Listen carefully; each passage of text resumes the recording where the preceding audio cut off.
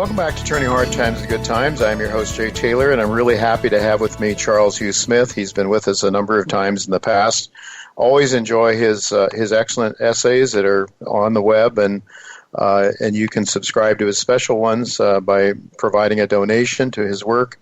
He is a very independent person, and he provides information that you won't get on the mainstream media because those people are bought and paid for by special interests. But Charles, his special interest is, I think I'm safe in saying that Charles' his real interest is the truth, the objective truth, and that's why I enjoy reading what he has to say. If he's not bought and paid for by someone else, it's Charles speaking for what he believes to be true, and unfortunately more and more it seems these days, if it isn't the right kind of truth, the truth so described by certain special interests, then it's not welcome. And that is, I think, very unfortunate. But Charles keeps on speaking, and he keeps on saying what he believes to be true.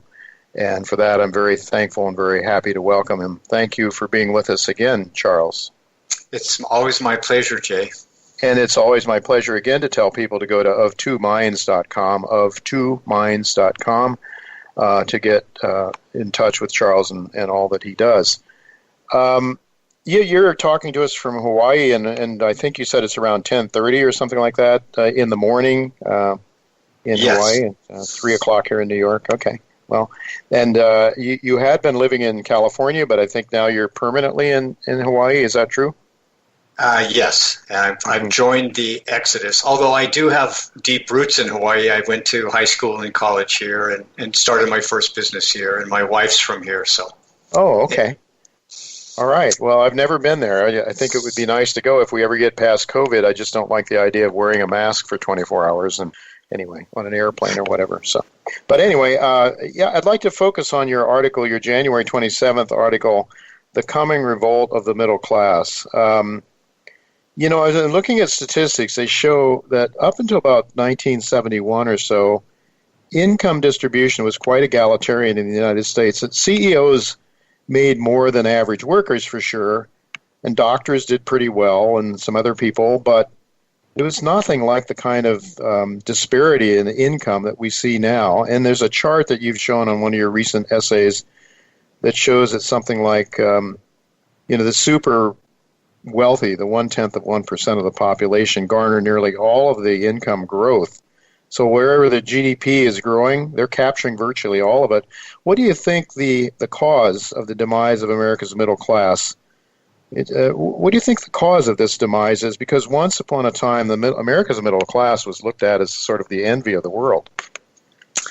Right. Well, Jay, that's a big topic, but I think it's really critical to the path of the nation's future. If we cannot recover the widespread prosperity that that we call the middle class, then we're going down a path that leads to bad things happening when the prosperity is not widespread, right? And it's not there's no social mobility for people to say I can get a piece of that if I just work hard and do the right things. I think there's a couple of reasons. One is, of course, that the central bank, the Federal Reserve, has dropped interest rates to zero. And back in the good old days, the government actually guaranteed you 5.25% interest on your savings account. Mm-hmm. Well, that's not bad. I mean, you'd have to be a rich person and invest in a hedge fund to get 5% now. You get 0.1% now. So. I referenced an article in the journal Foreign Affairs, which is one of the premier publications in the U.S. And the author said that 97% of all the income generated from capital, meaning savings, 401 accounts, rental houses, small businesses, anything that we call capital, 97% of all that income goes to the top 10%. The bottom 90%, which of course includes the middle class, gets a mere 3% of all the income from capital earned in the United States. So I look at this and go, well, this means that the middle class has been decapitalized. Their capital is no longer productive. Yeah, you own your house, but that's more like a lottery ticket nowadays than a source of income. So I think that's a big difference. And another study by this think tank, RAND, R-A-N-D, then they did a study, and this is, again, a premier institution in America. This is not some fly-by-night thing that started a few weeks ago.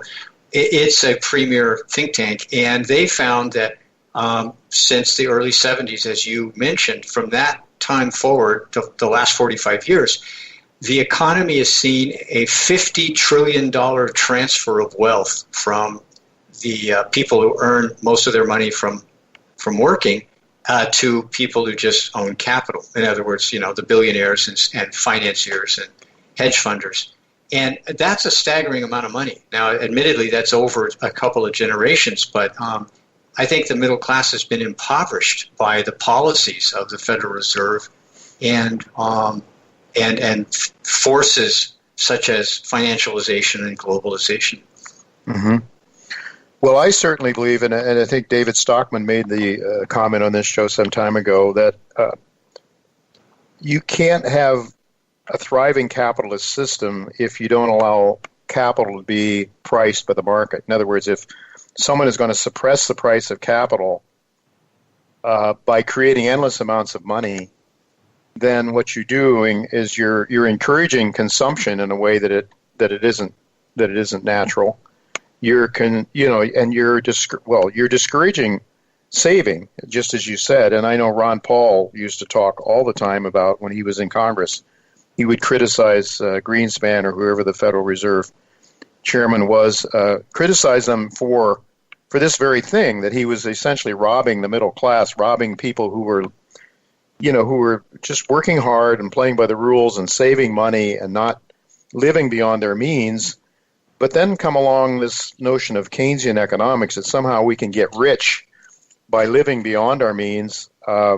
Charles, it seems to me that something really big happened in 1971 when we went off the gold standard. It allowed, along with the petrodollar, America's military might being used to enforce the dollar as the world's reserve currency. It allowed us to create endless amounts of money based on debt, not on an asset, and then redistribute wealth to all manner of government entities and people and corporations that were tied to the government.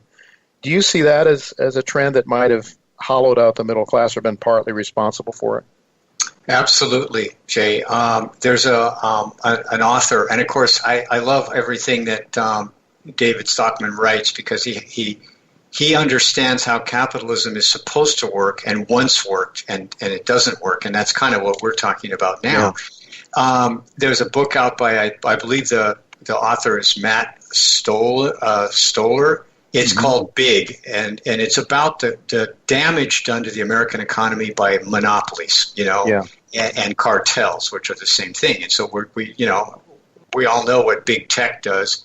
And there are lots of other monopolies, hospital chains, big pharma, and so these have destroyed a lot of the entrepreneurial foundation of America, because they control markets, and then they use their profits to buy political favoritism, right, to lighten the regulations and lighten their tax burdens, and so and another factor I think we should discuss is the heavy tax burden on the middle class. Mm-hmm. Now, if you're in the lower middle class and you've got a couple of children and you're making like $50,000 to $60,000, you're not going to be paying too much federal tax, but you might be paying really high sales tax, property taxes, vehicle registration taxes in the hundreds of dollars. And then if you're doing pretty well and you're in the upper middle class and you're making $150,000 or even $200,000. If you've got a kid in college, or you've got healthcare expenses, you're taking care of an elderly parent or something, you're not doing very well, because much of your money goes to taxes. Yes. And I mean, part of why so many people are fleeing high tax states like California is property tax can be $15,000 to $20,000 a year. Then healthcare is expensive. Vehicle taxes are expensive. Sales taxes. I mean, it's like, how much money do you have left? And when we think back to when we started working, we were able to keep a lot more of our money. Isn't that? I mean, that's statistically the case. What we had bought a lot more goods and services than what we're left with now buys. Yeah. It certainly seems to be the case, and what is Hawaii like in those terms? Does it have a high tax structure? It's a very high tax structure, and so this is why we're seeing an exodus of very wealthy people from California who, because the wealthy can hire tax attorneys, and they have their foundations and so on and so forth, where they kind of hide their money and then they use their foundations to make money, and influence political, activities. So the super wealthy have a lot more power to evade taxes than the rest of us, and I think that's part of why people are angry, and I think part of what we're seeing with Wall Street bets and the recent action in the market is people are angry that the system is so skewed, it's so rigged to the super wealthy in a way that, as you mentioned, was not the case pre-1971, pre-75, Charles, what do you make of this GameStop activity and the retail investors trying to smoke out the big boys? Or who do you think I don't really have a good handle on who these retail investors are. Are they the people in the middle class that have lost their way, or are they young yuppies, or I don't know what they call them, young people that are living in their parents' basements now, and might tend towards the left side of the political spectrum? Or do you have a sense, or what are your thoughts about GameStop and the revolution? Because we see some very interesting alignments in Washington, at least initially, AOC and the senator from Texas there, although AOC is saying she wants nothing to do with the guy that was the cause of the riots in Washington. And then on the one hand, so you have AOC standing up for the retail people, and you have Elizabeth Warren on the other side, who's who's sort of defending the big boys on Wall Street. Yeah, well, Jay, I think it's a fascinating topic, and there's a lot of angles to it, and I don't claim to be an expert, but what I see is, again, going back to the middle class, is that a lot of these young traders are apparently millennials, and so they feel, and I think with justification, that generationally they have a much harder road to hoe than the previous generations. In other words, when those of us who were going to college in the 70s or early 80s, we didn't have huge student loans. College was cheaper, and I could rent an apartment for a few $100s, and now it's a few $1,000s if you're trying. So I think that there's a generational injustice that not only is the money flowing to the very top, but the people who are at the top tend to be older.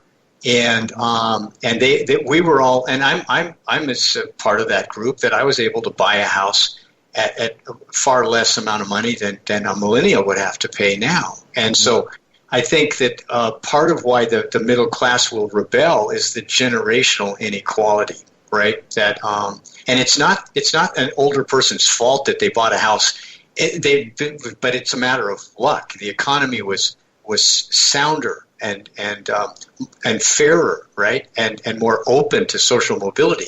Now the social mobility ladder's been broken. And so the millennials are going, well, what do I do to get ahead? I guess I might as well gamble in the stock market, because that's how I see all these billionaires doing it. Yeah, right. And then when they come to understand that the deck is stacked against them, that really makes them furious. And you pointed out in a recent article, you talked about the problems that we have here, the structural problems with regard to the Fed, and how the deck is sort of stacked against the little guy. Maybe you could talk about that. I think your article, it's the article that the stock market, fatally wounded by the truth, will stumble and crash, is an article that you wrote January 30th. You talk about the Fed and the stock market as being fraudulent. Maybe you'd like to just talk about that a little bit.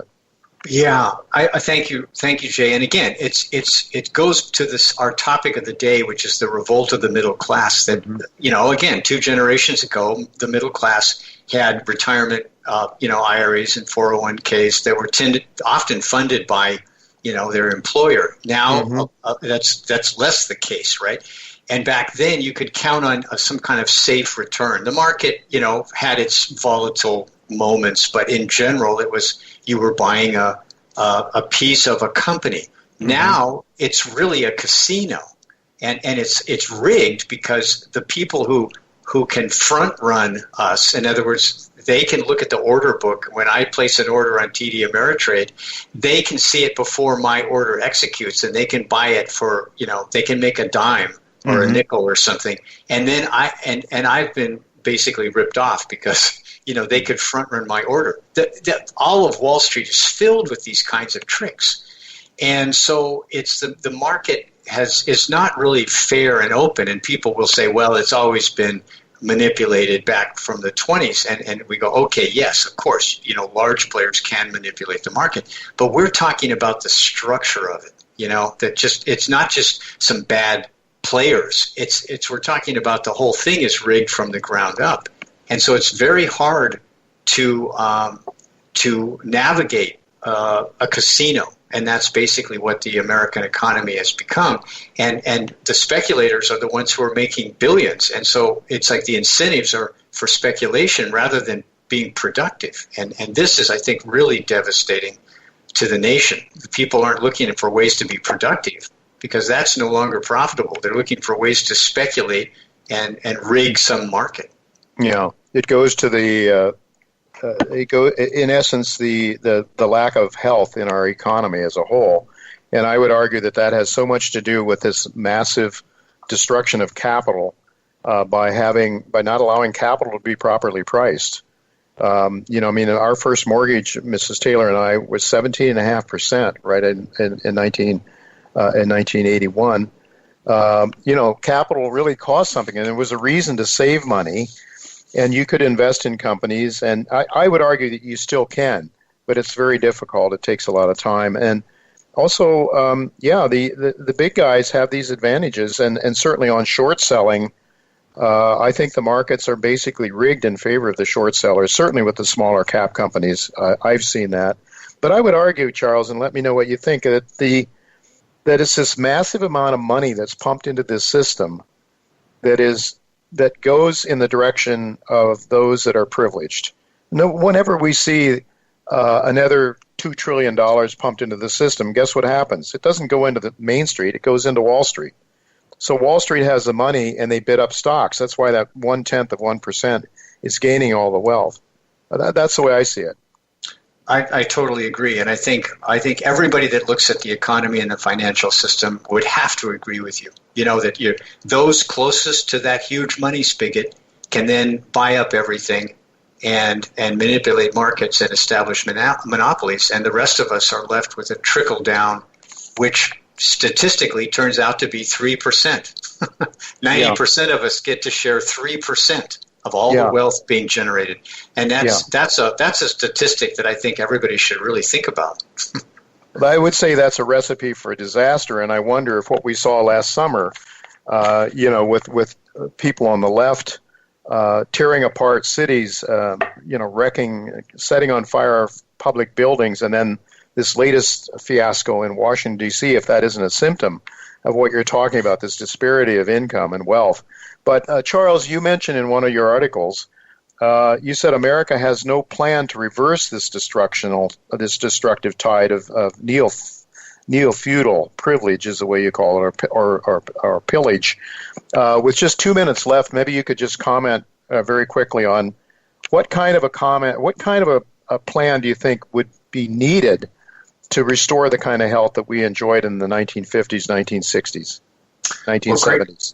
Great question, Jay. And of course, I think you outlined one critical part of the answer, which is we have to get rid of the Federal Reserve and other central banks managing markets to benefit the privileged. So in other words, capital has to be freely priced on the market, right? And along with risk. And the price will go up because capital should be expensive, because then you're going to make wiser decisions with deploying it.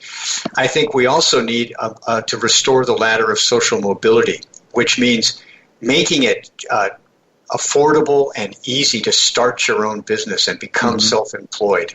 And right now, that's just become a regulatory nightmare. And so very few people have the ability and the skills to do that. And then we can teach people those skills. In other words, that should be a core part of our education, not just, math and science to become a technocrat or an employee for some corporation that has a monopoly, but to start your own business. And so we need to get rid of all the deadwood regulations. We need to lower taxes by lowering the expenses of the way we live and our government.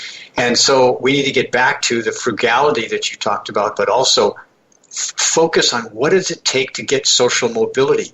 And, what's funny is the U.S. military has done a better job than the rest of American society in offering social mobility to its the enlisted people. Yeah. They have a meritocracy, and if you do the work and you learn what you're, got to learn, and you get along with people, and then, you can rise through the ranks. And we need to take that model and apply it to our entire society. Not necessarily, I'm saying, in a military sense, but to take those lessons that the military learned and has applied and apply them everywhere. So we need social mobility restored. Yeah, amen to that. And it doesn't matter race, creed, or color, or religion, or whatever. It's if you do the job, it's a meritocracy, and I think we're losing that to a great extent. I would also argue, Charles, that we ought to teach kids about capitalism in school. They have no idea. They don't understand a supply curve or a demand curve and why it makes sense. But if they could see that in their real lives, it does make sense. If people understood capitalism, but they're never taught it in the schools. So that's another thing I would add to you. Excellent. Definitely I agree with all that you've said. We are out of time. Charles, I want to thank you so much for being with us today. It's always a pleasure. Your insights, and again, it's of two minds.com. It's where people need to go to sign up and learn to know Charles and sign up for his letter. Very good. Thank you, Charles, for being with us. Thank you so much, Jay. It was my pleasure.